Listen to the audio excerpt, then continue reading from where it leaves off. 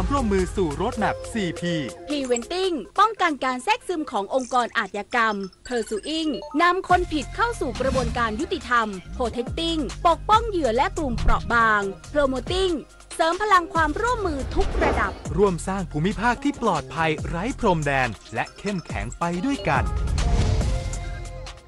อายุเข้าเลข 6 แล้วจะเริ่มต้นอาชีพใหม่ได้ไหมนะได้สิครับผู้สูงอายุ60 ปีขึ้นไปที่ยังมีไฟสามารถกู้ยืมเงินทุนประกอบอาชีพกับกองทุนผู้สูงอายุได้ไม่เกิน 30,000 บาทต่อคนหรือ 100,000 บาทต่อกลุ่มผ่อน3 ปีไม่มีดอกเบี้ยพร้อมก้าวสู่การเริ่มต้นอีกครั้งอย่างมั่นคงดีจังเลยแบบนี้จะได้เปิดร้านเล็กๆอย่างที่ฝันไว้สักทีเงินทุนปลอดดอกเบี้ยกับกองทุนผู้สูงอายุสอบถามเพิ่มเติมได้ที่กรมกิจการผู้สูงอายุ1300เอาถอยไปหน่อยเห็นไม่ชัดอ่ะเห็นไหมคะถอยอีกนิดนึงเห็นหรือยังคะอีกนิดนึงได้ไหมโหมองการไกลเชียวนะคะอายุที่มากขึ้นมาพร้อมกับปัญหาความเสื่อมของดวงตามายืดเวลาดวงตาสุขภาพดีด้วยการมันสังเกตอาการผิดปกติรับประทานอาหารที่มีประโยชน์สวมแว่นตากันแดดเมื่ออยู่กลางแจ้งและตรวจสุขภาพดวงตาเป็นประจำทุกปีใส่ใจดูแลรักษาดวงตาเพื่อมองดูโลกอันสดใสไปอีกนานผู้ว่าราชการจังหวัดประจวบคีรีขันธ์นำหัวหน้าส่วนราชการและประชาชนร่วมกิจกรรมเฉลิมพระเกียรติสมเด็จพระนางเจ้าพระบรมราชินีเนื่องในโอกาสวันเฉลิมพระชนมพรรษา3 มิถุนายน 2568ที่บริเวณลานอเนกประสงค์สารกลางจังหวัดประจวบคีรีขันธ์นายสิทธิชัยสวัสดิ์แสนผู้ว่าราชการจังหวัดประจวบคีรีขันธ์พร้อมด้วยแพทย์หญิงบุษกรสวัสดิ์แสนนายกเหล่ากาชาดจังหวัดประจวบคีรีขันธ์ผู้พิพากษารองผู้ว่าราชการจังหวัดนำหัวหน้าส่วนราชการทหารตำรวจประชาชนชาวจังหวัดประจวบคีรีขันธ์ร่วมกันประกอบพิธีเจริญพระพุทธมนต์และร่วมพิธีทำบุญตักบาตรข้าวสารอาหารแห้งถวายแด่พระภิกษุสงฆ์และสามเณรจำนวน48รูปเนื่องในวันเฉลิมพระชนมพรรษาสมเด็จพระนางเจ้าพระบรมราชินีจากนั้นผู้ว่าราชการจังหวัดประจวบคีรีขันธ์พร้อมด้วยนายกเหล่ากาชาดและผู้เข้าร่วมพิธีร่วมตักบาตรพระสงฆ์และสามเณรออกเดินรับบิณฑบาตเพื่อถวายเป็นพระราชกุศลจากนั้นผู้ว่าราชการจังหวัดประจวบคีรีขันธ์พร้อมด้วยนายกเหล่ากาชาดจังหวัดประจวบคีรีขันธ์รองผู้ว่าราชการจังหวัดนำส่วนราชการและประชาชนร่วมพิธีปล่อยพันธุ์สัตว์น้ำเฉลิมพระเกียรติสมเด็จพระนางเจ้าพระบรมราชินีเนื่องในโอกาสวันเฉลิมพระชนมพรรษา3 มิถุนายน 2568ณบริเวณแหล่งน้ำสาธารณะโครงการอนุรักษ์ฟื้นฟูทางน้ำทุ่งอ่าวน้อยตำบลอ่าวน้อยอำเภอเมืองประจวบคีรีขันธ์จังหวัดประจวบคีรีขันธ์ถวายเป็นพระราชกุศลแด่สมเด็จพระนางเจ้าพระบรมราชินีโดยร่วมกันปล่อยพันธุ์สัตว์น้ำซึ่งประกอบด้วยปลาตะเพียนจำนวน 200,000 ตัวและมอบพันธุ์สัตว์น้ำแก่ผู้นำท้องถิ่นจำนวน3แห่งสมิทธรัตนเฉยตะสวทประจวบคีรีขันธ์รายงานชาวสุไหงโกลกร่วมทำบุญตักบาตรถวายพระราชกุศลเนื่องในวันเฉลิมพระชนมพรรษาสมเด็จพระนางเจ้าพระบรมราชินี3 มิถุนายน 2568นายชยุทธชูดวงปลัดอาวุโสอำเภอสุไหงโกลกเป็นประธานในพิธีทำบุญตักบาตรถวายพระราชกุศลในกิจกรรมเฉลิมพระเกียรติสมเด็จพระนางเจ้าพระบรมราชินี3 มิถุนายน 2568โดยมีปลัดอำเภอหัวหน้าส่วนงานราชการข้าราชการและประชาชนในพื้นที่เข้าร่วมณอาคารรื่นอรุณเทศบาลเมืองสุไหงโกลกอำเภอสุไหงโกลกจังหวัดนราธิวาสโดยภายในพิธีประธานในพิธีได้จุดธูปเทียนบูชาพระรัตนตรัยและถวายธูปเทียนแพรหน้าพระฉายาลักษณ์สมเด็จพระนางเจ้าพระบรมราชินีจากนั้นพระสงฆ์ได้ให้ศีลเจริญพระพุทธมนต์ประธานในพิธีพร้อมหัวหน้าส่วนราชการถวายผ้าไตรและเครื่องไทยธรรมพระสงฆ์อนุโมทนาถวายดีเลกกรวดน้ำจากนั้นผู้เข้าร่วมพิธีได้ร่วมกันทำบุญตักบาตรพระสงฆ์และสามเณรในพื้นที่ถวายพระราชกุศลแด่สมเด็จพระนางเจ้าพระบรมราชินีวิรพัฒน์เพชรสูตรสปท.สุไหงโกลกจังหวัดนราธิวาสรายงานขณะที่วันนี้อุทยานแห่งชาติตาดหมอกจังหวัดเพชรบูรณ์และอุทยานแห่งชาติอื่นๆทั่วประเทศเปิดให้ประชาชนและนักท่องเที่ยวคนไทยเข้าชมฟรีเนื่องในโอกาสวันเฉลิมพระชนมพรรษาสมเด็จพระนางเจ้าพระบรมราชินี3 มิถุนายน 2568เพื่อส่งเสริมการท่องเที่ยว นายรณรัตน์สิริมากรหัวหน้าอุทยานแห่งชาติตาดหมอกจังหวัดเพชรบูรณ์เชิญชวนนักท่องเที่ยวสัมผัสธรรมชาติฤดูฝนสัมผัสอากาศบริสุทธิ์ท่ามกลางสายหมอกและธรรมชาติที่สวยงามทั้งบริเวณน้ำตกตาดหมอกสองนางลานชมดาวและลานจามจุรีเขตบริการห้วยบงโดยเปิดให้เข้าฟรีในวันนี้เนื่องในโอกาสวันเฉลิมพระชนมพรรษาสมเด็จพระนางเจ้าพระบรมราชินีโดยกรมอุทยานแห่งชาติสัตว์ป่าและพันธุ์พืชยกเว้นค่าบริการสำหรับบุคคลชาวไทยและการนำยานพาหนะเข้าไปในพื้นที่ป่าอนุรักษ์ได้แก่อุทยานแห่งชาติวนอุทยานสวนพฤกษศาสตร์สวนลูกชาติเขตรักษาพันธุ์สัตว์ป่าและเขตห้ามล่าสัตว์ป่า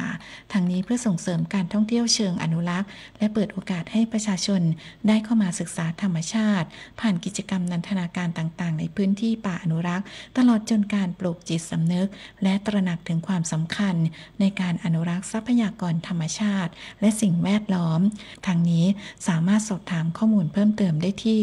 อุทยานแห่งชาติตาดหมอกโทรศัพท์0882787108เพลินจิตสวนสินพงศ์สวทเพชรบูรณ์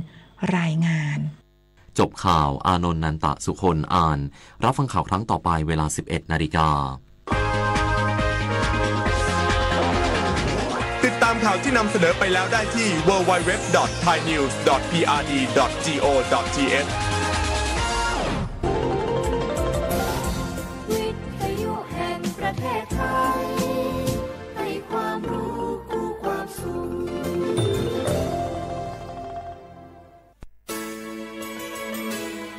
สถานีวิทยุกระจายเสียงแห่งประเทศไทยจังหวัดเชียงใหม่ AM 1476 กิโลเฮิรตซ์สถานีวิทยุภาคภาษาชาติพันธุ์แห่งเดียวในประเทศไทยที่มีความทันสมัยเชื่อถือได้สร้างอัตลักษณ์กลุ่มชาติพันธุ์สู่สากล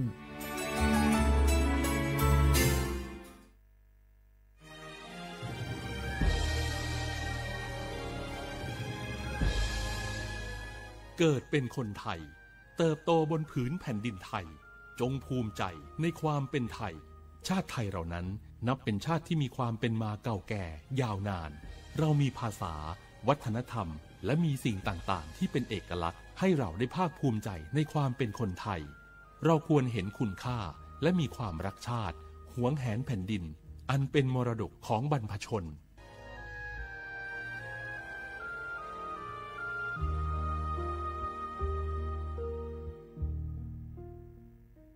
โอกาสก้าวสู่เส้นทางศิลปินกลับมาอีกครั้งพร้อมปรากฏการณ์ครั้งใหม่ที่รวมการประกวดร้องเพลงไทยอมตะร่วมสมัยทั้งเพลงลูกทุ่งและลูกกรุงไว้ในเวทีเดียวกันกับโครงการเยาวชนสืบสานเพลงรักไทยโดยสำนักงานทรัพย์สินพระมหากษัตริย์ซีซั่น 2เปิดรับสมัครตั้งแต่วันนี้ถึง15 มิถุนายน 2568ชิงถ้วยพระราชทานและรางวัลกว่า100,000 บาทติดตามข้อมูลเพิ่มเติมได้ทาง Facebook เยาวชนสืบสานรักเพลงไทยใครๆก็รู้กันถุงยางอนามัยพกเอาไว้ช่วยได้ช่วยป้องกันโรคอันตรายที่มากับเพศสัมพันธ์ทั้งซิฟิลิสหนองในเอดส์ไวรัสตับอักเสบบีหรือแม้แต่มะเร็งปากมดลูกช่วยป้องกันถ้ายังไม่อยากมีลูกหรือท้องไม่พร้อมตอนนี้แต่ที่ยังไม่รู้คือไม่ใช่สิทธิ์บัตรทองก็มีสิทธิ์ขอรับถุงยางอนามัยได้รวมถึงยาคุมกำเนิดฟรีสิทธิประโยชน์สำหรับคนไทยทุกคนสอบถามเพิ่มเติมสายด่วนสปสช1330ตลอด24ชั่วโมงปีลาเจ้าหยุดยาวปีนี้ปีปิกบ้านก็ปิกกายึดเติงหาที่บ้านไม่ได้ปิกมาหลายปีแล้วเคยไปกอดป้าอุ้ยแม่อุ้ยแล้วโอ้ดีใจขนาดเลยมาทางเส้นใดน่ะรถนักขนาดกำลังพอเส้นทาง GPS อยู่เนี่ยมันซอกปลาหลงว่าจะเลือกเส้นทางลับแล้วก็พอเส้นทางเลี่ยงที่มันมีจุดบริการประชาชนต่างๆถ้าเอารถไปเช็คแล้วยังเจ้าเรียบร้อยแล้วเป็นน้ำมันเครื่องน้ำมันเบรกน้ำมันเกียร์ผ้าเบรกลมยางไฟรถพร้อมขนาดจะฟังติ๊กผูกมาเจ้าเลยแต่ว่าแรงเนี่ยที่นาการจะพาไปเลี้ยงว่าจะไปแดนส่งตายเนี่ยน้อยโอ้บ่ได้เนอะเกียมรถพร้อมคนขับก็ต้องพร้อมตัวนอนน้อยหลับในเดี๋ยวรถปุ่งเข้าข้างทางได้ไปโรงพยาบาลแตนนะแต่อันต่อไปละเดี๋ยวเช็คเส้นทางเสร็จ พี่จะไปนอนละติ๊กบ้านปลอดภัยนะพี่เดินทางปลอดภัยใส่ใจกฎจราจรด้วยความปรารถนาดีจากสำนักงานประชาสัมพันธ์ที่ 3 กรมประชาสัมพันธ์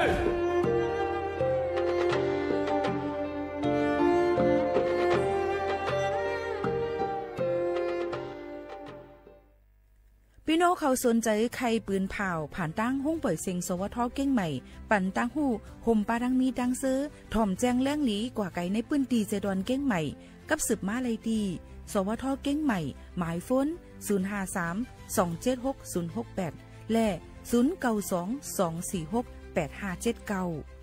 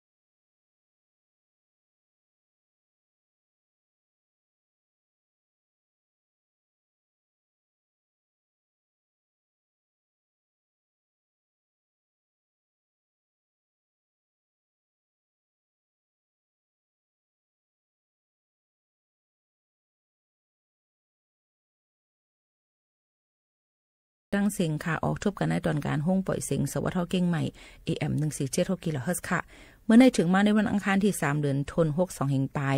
25ค่ะเป็นเดือน7ใหม่8ค่ำปีใต้2แห่ง1ปากปลาย19ปีก็จันทร์ให้3ปากปลาย87คู่อยู่จำขาวหมูขาวโน้นสุภาวันเชื้อสารวินเป็นอ้อยก็อ้อยเซปอแม่ปีน้องๆเฮาขาวค่ะอ้ออยู่จำกันที่ในพี่น้องเขาทอมอยู่ที่เลยตั้งไหลในก็โอ้ดงตักจอมกันไหลได้เป็นตื้อตั้งอันลีฮบทบจอมปอแม่พี่น้องเฮาเขาจึงหนังไหนเมื่อในก็ได้เป็นวันลำลอง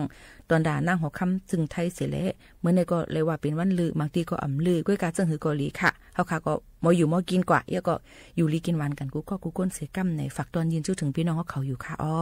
ในสุการเลินในนั่นในเข้ามาในข้าวฝนสิตอนด่าเจ้าให้เจ้าสนเจ้าหน้าเขาในก็ได้คัดเจอคึงปองเฮ็ดสร้างหน้าการให้ดีเสียอ่อนตอนเสียเก่ากันนางหือมักเข้าเต้านำพี่น้องเขาได้มักเหลึงขึ้นโป้งมานั่นพี่น้องเขาก็เตอ่อนกันคัดเจอกันกูก็กูก้นอยู่ในค่าอ้อเฮาค่ะก็สูงแห่งเจอปันค่ะนะตอนด่าพี่น้องเขาอันเป็นลูกจ้างอันเหตุการณ์เป็นบ่เร่งมีเร่งจิมจังได๋ก็ให้น่ะการก้าวออกไขมันกันกูก็กูก้นฝากตอนจุดถึงกันเสื้อหนังในค่ะเมื่อในหมู่ขนุนก็เลยหางเฮียนไว้เพลงความอีกปาดังปืนหูนำตั้งหันกวางฝากตอนยืนจู้ถึงปอไม้ปีน้องเขาแคนดอกเปิลมุงมองเหยื่อนำเซกัมไหนค่ะย้ำพองตะเหลวอ่อนกันหรือเฮือหรือจะถ่อมด้วยเพลงความหวานหูถูกใจกัน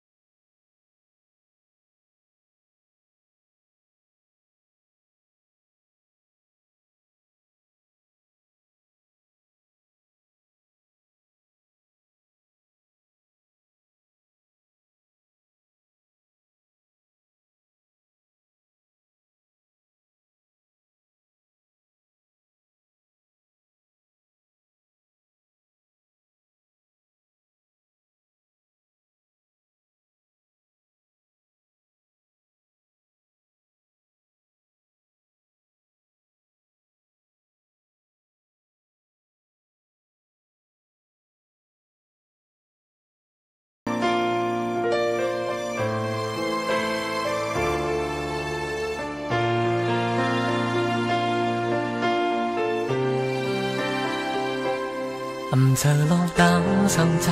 佢會能就數ย้อนอำเป็นจอมไหลย้อนว่าหูตัวอยู่อำกึ่งหอมมือเยาสองหาวายหลังเสียใจเตมือเยานาอย่าไปให้จอมเสียหอนไม่เลยยืนเจอกันเจอผ่ากลุ่มสอนหุนก็เจอโกยน้องปองเจอแลโบสู่น้องนาไล่เตอเจอกอบในแลปองเจอแลน้องก็ปันเพราะว่าในไหลอยู่ในลับสิ่งหนึ่งโจหนึ่งจานก็มีตาขี้ใจทุกผู้เยาลองอับ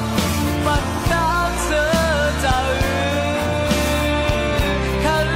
หวงมือไว้ก้าวย้อนสู่ถึงแล้วชาติปัดอันเตมนเธอเจ้าจึงอับไม่ไหวที่เดินจากมา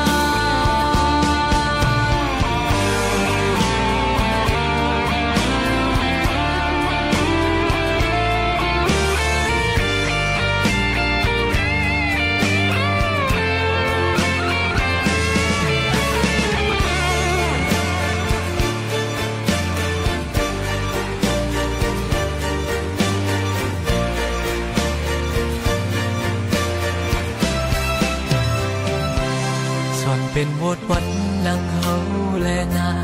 ตาใสนี่แดนเฮาเสียงหมดเสีย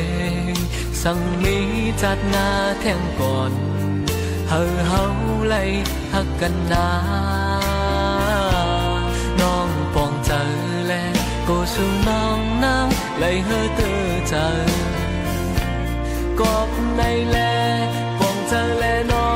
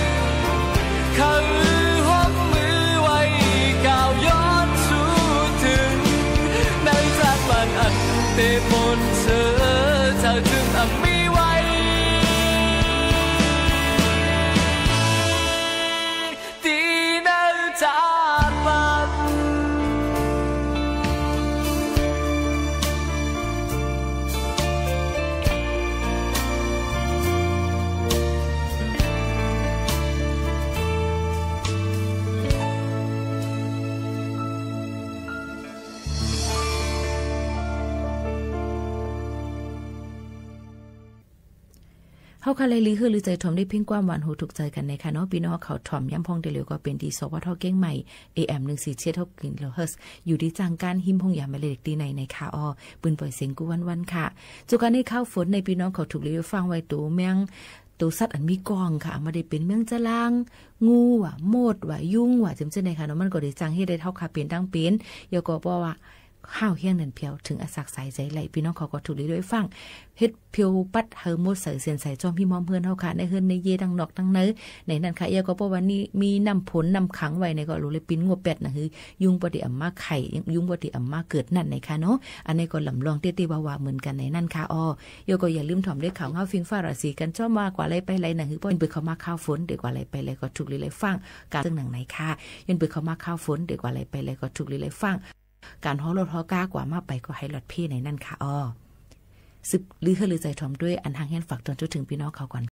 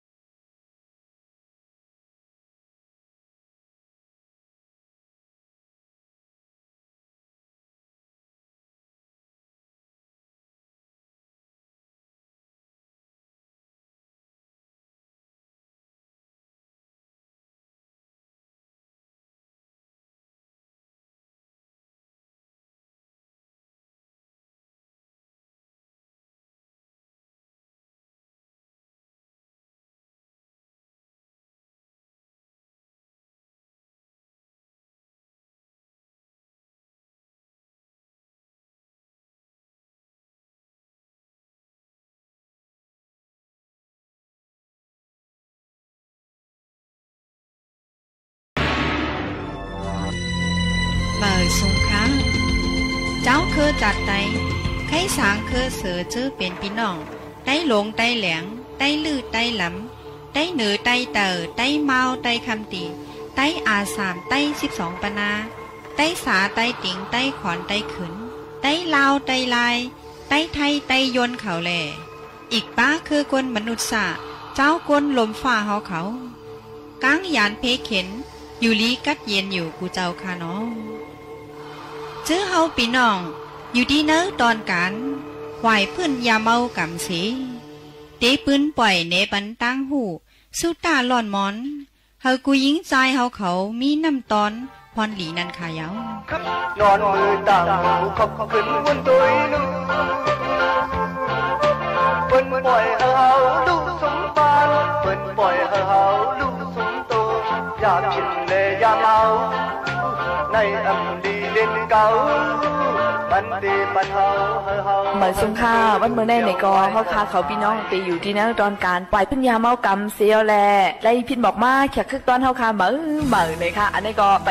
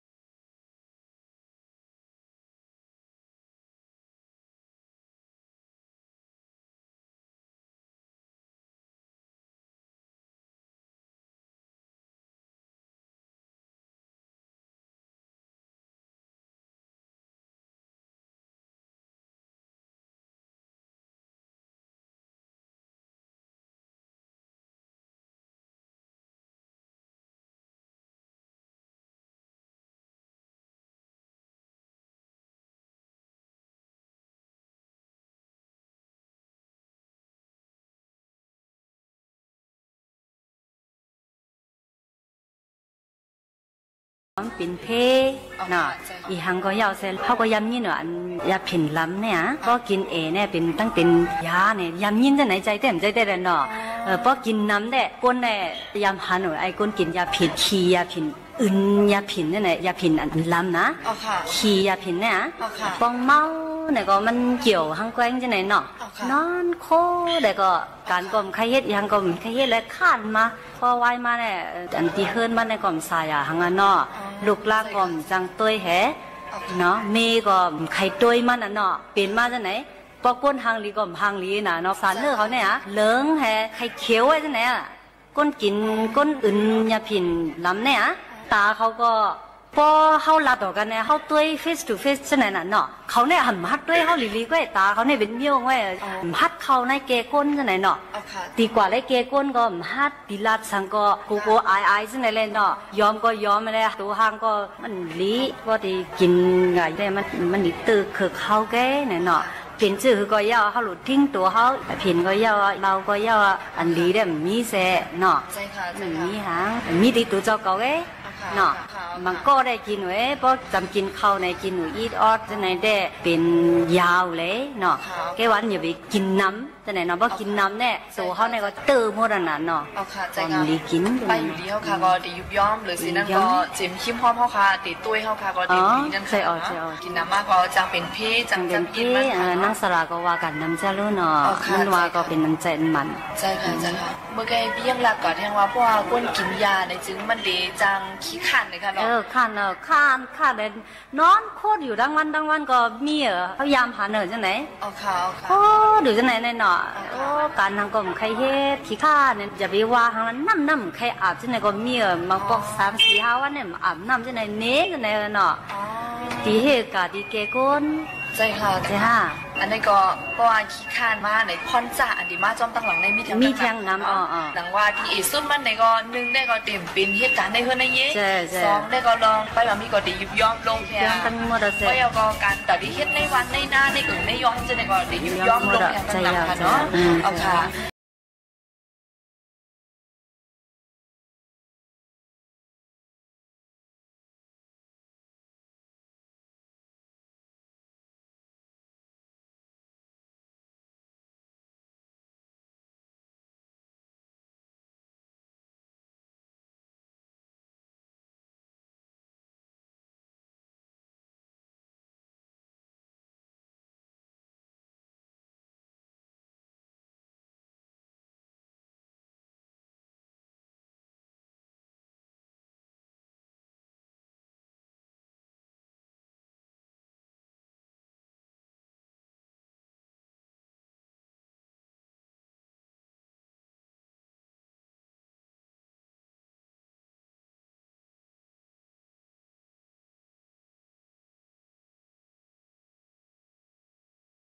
เฮาหลีค่ะอันเฮาเฮ็ดน่ะก็เฮาดีเฮ็ดไทยหลีซะหือแต่วนจะนั้นตั้งเนาะค่ะปีได้ถังจะไหนนะปีก็บ่เฮ็ดกันยุ่งก็เฮ็ดไทยแคมแล้วจะนั้นเนาะในใจได้มีจังไหนเนาะที่เปิ้นต้วยได้เป็นจังไหนเป็นจังไหนได้บิ่งฮู้เลยเนาะในใจปีได้วิเฮ็ดไทยหลีทั้งหมดอ่ะแซ่ใช่ค่ะก็ในก็อันน้องไปเลยถามพี่เฮาเสียเลยอันพี่เฮาใครย้อนสั่งย้อนลาดถึงพี่น้องใต้เกี่ยวกับเลยยาเมากำได้มีอีสังเดียงหมูค่ะเนาะอันลีนะเฮาบ่รู้เฮ็ดน่ะน้อมใช่ก็น้องเฮาดูเฮาหลานเฮาจังได๋พอเฮาเฮ็ดก็เขาก็ใครจ้อมเฮ็ดพอเฮาบ่ลีก็เขาก็ดิมลีน่ะเนาะเขาก็เฮ็ดให้ลีเขาหลุดสอนบันเขาก็เลยมอสั่งคือร้านค้านั่นค่ะเนาะป้อคาดิมสั่งสอนเฮาก็ปล่อยพุ่นปล่อยแป้นในเขาก็ดีกว่าด้วยตัวอย่างอันตัวแน่คำฮู้รู้เนาะตัวแน่อันคำฮู้นะเฮาหลุดสอนบันใช่เฮาสมมอสอนในก็เฮาก็เป็นก้นลีกันใช่เนาะเอาค่ะใจได้ค่ะเปิ้นลาหรอกค่ะเนาะมือไกวอู่ในจังงับปองวันมึงเนี่ยเพราะฉะนั้นในก็ป้อแม่ก็นึงมอสั่งมอสอนลุงในลูกล่างมันก็ดีลักเหลี่ยมหยินแย่นั่นค่ะเนาะกำในกำลังสุดถามทั้งสองกอค่ะเนาะขย้อนสั่งถึงพี่น้องผู้ยินหอมเสียงกำได้จึงหือเที่ยงค่ะทานนั่งสลานั่งไรแน่กะว่าพอเป็นก้นมาก้อนนึงแน่เอาค่ะเพราะว่าเขาเป็นก้นเนี่ยกะเอาค่ะเขากึ่งในก้นอยู่โย่เนี่ยกะเอาค่ะวนเจอค่ะวนเขาเป็นก้นมาในเขาเห็นเดียวสางเนี่ยกะเอาค่ะคนเดินมาเพราะว่าลัดลงจะคืนเนี่ยก็เพราะฮักจะคืนเนี่ยก็แต่จะคืนเขาในเขาเห็ดอีสังเอาเห็ดอีสังเพราะว่าตอนเดียวเขาลัดลงยามกำเลยเพราะเขาตื้ออยู่ในว่าตื้อป้นเหนือจะไหนเป็นยื่นค่ะจะไหนแต่การจะคือเขาที่เห็ดกำกันแล้วก็เขาที่สุกาเจเนอเรชันเขาในคานอก็ไหนคนได้คานอภาษาเขาในก็มันไหลมาง่ายๆก็มีแต่คนมาเขาเป็นคนมาในเมตเตคานอมันเลยพรดีไหลมาเป็นก้นแล้วก็เมื่อเขาเป็นก้นในเขากึ่งดีว่าคนพอในเขาหับเดียวค่ะเขาเป็นก้นจะคืออีหยังก็แต่จะคือเขาเห็ดเดียวค่ะเพราะเขาที่เห็ดเจอไหนในเขาเราเป็นก้นดีกันมันดังว่าเรายามเขากำในเขาเป็นอุปัตแต่เป็นเพเขาเป็นเพมาไหนอันเขาเป็นก้นหนึ่งก็กาขันก้นหนึ่งก็เนี่ยมันได้ซุ่มพอซุ่มในก็อันเขาว่าเขาหักจะคือเขาอยู่เขาหักปอแม่เขาอยู่เขาหักตัวเขาอยู่ในก็มันบองสังเกตนะคะเนาะตอนไหนข้าวนั่งสลัดเดมันว่าย้อนสั่งจะไหนคะเขาไว้กาขันเขาเป็นก้นมากก้อนนึงสักก้นเขาแต่มันได้ง่ายๆเขาไว้กาขันตัวเขาไว้กาขันอาสักเขาในค่ะเนาะเอาค่ะเวลาในก็ขัดเจอสิเขาไว้สิกัมอยู่ที่แล้วตั้งเลยสิก็ตลาภาษาหนึ่งเสียมว่าเอาค่ะพอตลาในมันไว้นะเจอเขาในลองอันดีจะไหนมันดีเวลาในปีก็อยู่ยำจะไหนข้าวนั่งสาระก็อยู่ที่ไหนสิสุดต้องคนกุกก็เจ้าเกินเอาเสียมว่าอะไรมีตลาน่าหูเจอพมันสิเลยอันเนอลีอันเนอลีอันเนอแมนอันเนอแมนอันเนอพิษในก็ห้ามโมจักเพสิเวสิกัมเนี่ยย้อนสู้ถึงอยู่ค่ะเอาค่ะยินดียินจมได้เลยค่ะเนาะเอาค่ะเขามันติดเตรียมตั้งเต็มหมอกปันควันดีตาคนเฮาอยู่ดีเสือสามองช่างมองตะลมตรงกำเนิดดีหมูขมิ้วค่ะขย้อนสั่งอีสังเที่ยงค่ะทีแรกห้องก้อนมันแป้งแก่เยอะนะห้องมันไม่อะไรอยู่กันลีหูขึ้นต้นเอาค่ะถุลีหูโตไปโตมันอยู่นานใช่เนาะจำหนังปีเขาตั้งสองเลยมาซับแรงปั่นเลยมาบอกลาดเนตัวทั่วพังผ่าทั้งมันเกี่ยวกับเลยยามเอากับในก็เขาค่ะเขาพี่น้องยินจมขอบใจได้ว่าค่ะวันเมื่อนามาไหนก็มุงมองติเลยครบทบต้องถามแทงกำหนึ่งอยู่ในค่ะเนาะเอาค่ะยินจมได้ค่ะเหมือนสุขาค่ะสุขาปีเก่าก็ดีปนเมื่อปีใหม่ซ้ำเข้ามาพูดมาแดนให้ลังมองแสงกองแตงเสิร์ฟโยมวนหับตอนเหมือนกันอ่อนมานุ่มยิ่งกาเอกาจงเสือหักปีเมื่อเป็นฟิงเกอ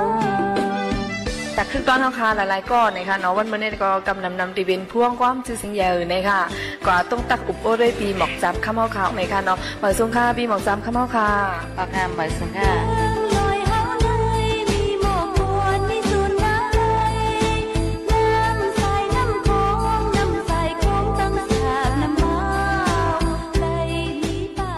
อ ค่ะวันเมื่อในมาพบมาทบกันในก็เป็นข่าวเงาหลีบนดาพี่น้องใต้ค่ะเนาะก็เพราะฉะนั้นเลยในขย้อนต้องทำด้วยกังใจปีหมอกจำข้าวค่ะขย้อนสั่งซ้ำถึงพี่น้องเจือนได้ยินหอมเสียงความใต้ค่ะในรีดิโอในค่ะเอาค่ะขย้อนสั่งถึงอันเป็นพี่น้องผู้ดอมเห็นความตั้งเสียงก็โกนอะไรมีตั้งถ้าหอมจอมตอนกันสิแหละตั้งหันถึงตั้งวนน้ำใจอะไรกองขวางตกกันสิก็เปลี่ยนในลองอันยาเมากำก็วันนี้อ่อนใจตั้งเสียงเวไลเส้นตีลีสิคุณมิวเร็วค่ะยินดียินชมค่ะ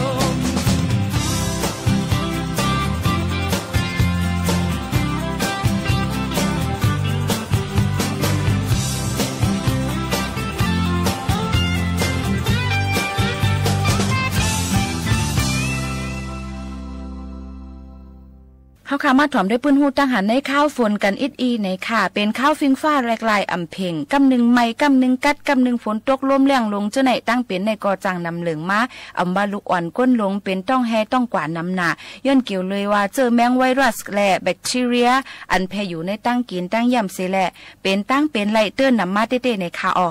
ก้นตั้งน้ำอันไหลซ้อนตักผลอ่ำเงืองแวไหลนั่นก็เตมีนำหนักค่ะถึงที่ป้อเป็นไข่เป็นนาวและเป็นวัดเป็นอานเสอำกา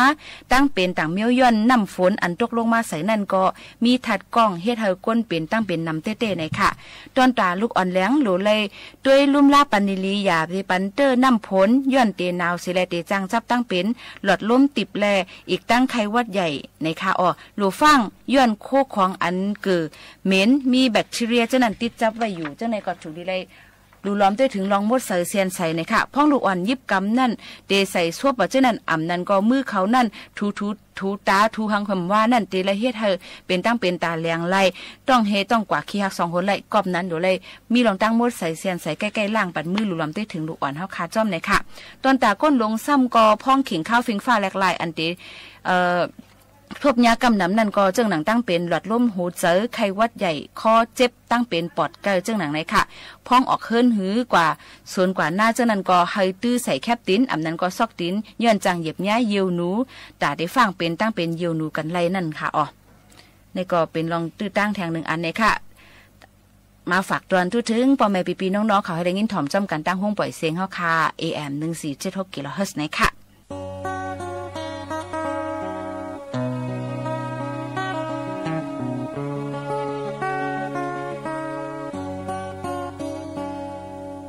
ทางตีเป็นก็หักเจ็ดจางต่างตีกุยทุบยากุนเป็ดแลนเอานางเฮ็ดเป็นควันเต้านั่งจัดปานอ่อนมันไปเจอคำเมื่อเงือก็คำว่าเย้าตั้งหักนางยุ่งเจอสีป้อตำจัดปานตั้งมูดเย้าป้าตั้งแห่งเอาเงินคำถามเต้นขึ้นจึงหักในจองนี้ปีเจอคำเมื่อก็เลยหูเขาก็ปออีลือนามีเพียงความคุยเยาจอยลัดกองตั้งโคคงปานคนสุมหาจึงนั่งนางจึงขึ้นจึงวันให้ก็มักตาสันปองเคยยอยออกเลือดเลี้ยงใจเอ่ยใจ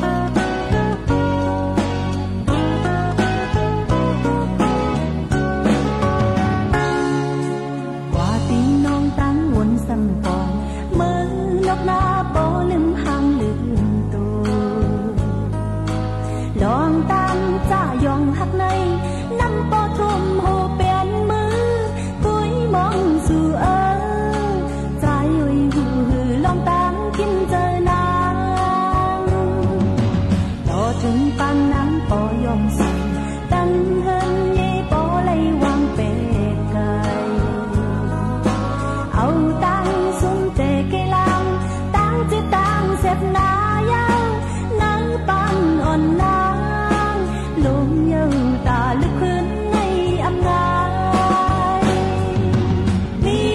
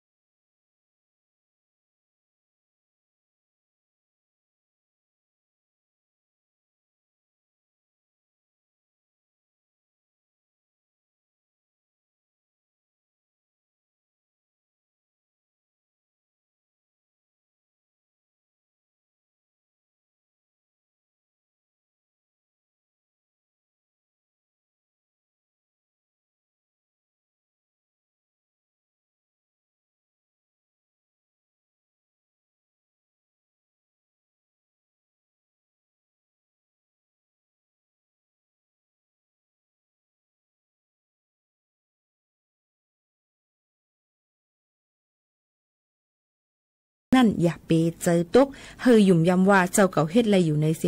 สึกคัดเจอกว่าแท่งวันหนึ่งเดถึงเยี่ยงใหม่เจ้าเก่านั่นอยู่อ่ำห้างค่ะย้อนเบอร์นั้นย้อนเฮยพี่น้องเขาไว้เจอแก่นแข็งไว้เจอเฮยคัดเจอตอนดาเคียงต้าในจัดปานเฮาค่ะนั่นเสกำเนี่ยค่ะย้อนสู้ปันกูก็เจ้าให้เจ้าสวนเจ้าหน้าปูหมอนคิงหน้าเขาอยู่ลีกินวานหน้าการขึ้นใหญ่เต้ด้วนกันเลยกินเหลืองรูเหลืองกันค่ะเขาส่งถึงพี่น้องเขาซึ่งหนังไหนกูมือกูวันอยู่ในค่ะจนขึ้นมาพบมาทบจอมกันแทงคณะดอนดาในวันเมื่อในผัดยันพี่น้องเขาเมื่อกว่าก่อนค่ะจ่องขึ้นมาพบมาทบจอมกันเที่ยง AM 1476กิโลเฮิรตซ์ในค่ะขอบใจถึงกูก็เสผัดยันเมื่อเย้าค่ะมอนๆค่ะขอบใจค่ะ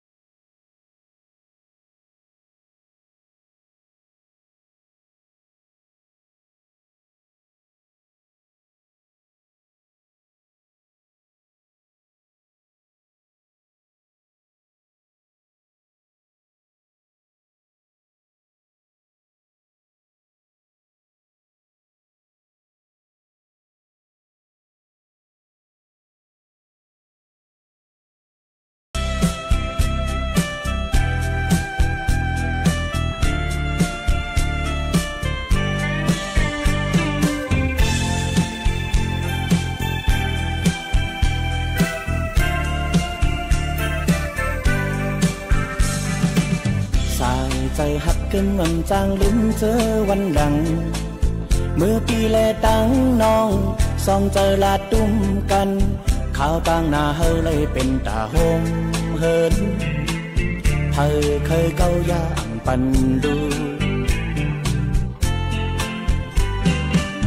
สายเจอหักแป้งหมอกปันแรงแรงเยาวนอง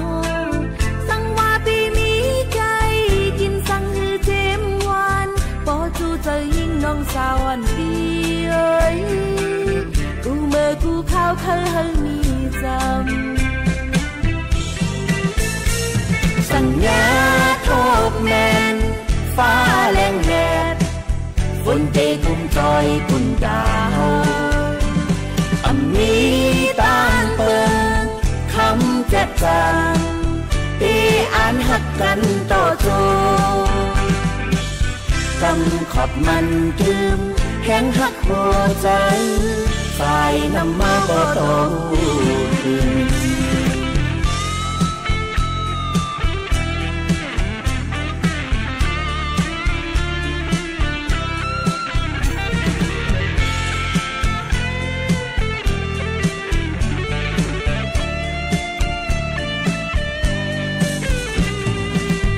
ใส่เจอหักกึมอำจังลืมเจอวันหลัง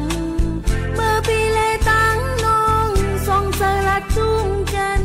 ข้าวตั้งนาเลยเป็นตาคงเห็นเคยเต้ายามปันใส่ใจหักแป้งหมอกปันแรงแรงเย้าหนอสังว่าน้องมีไก่กินสังหือเจมวานบ่จูเจอใจปีสาวน้องเอ้ยกูเมื่อกูข้าวเคยให้มีจำ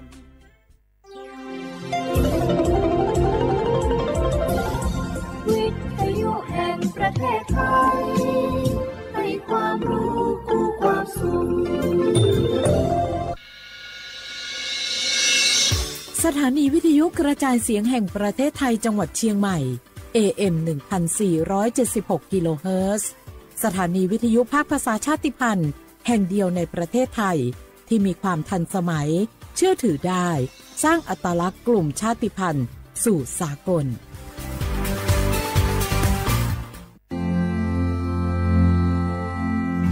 รากฐานสังคมไทยตั้งแต่อดีตจนถึงปัจจุบัน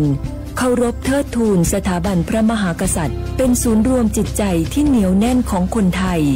ในเวลาที่เกิดวิกฤตทางการเมืองพระบารมีของพระเจ้าอยู่หัวก็ทำให้เกิดความสงบและช่วงที่เกิดวิกฤตเศรษฐกิจปรัชญาเศรษฐกิจพอเพียงของพระเจ้าอยู่หัวรัชกาลที่ 9 พระราชทานให้กับคนไทยก็ทำให้ผู้ที่น้อมนำมาปฏิบัติมีภูมิคุ้มกันและไม่เกิดความเสียหายพระปฐมบรมราชโองการของพระเจ้าอยู่หัวรัชกาลที่ 10เราจะสืบสานรักษาและต่อยอดและครองแผ่นดินโดยธรรมเพื่อประโยชน์สุขแห่งอาณาราษฎรตลอดไปพระมหากษัตริย์ไทยทุกพระองค์ทรงห่วงใยราชเสมอสถาบันพระมหากษัตริย์ไทยศูนย์รวมใจไทยทั้งชาติ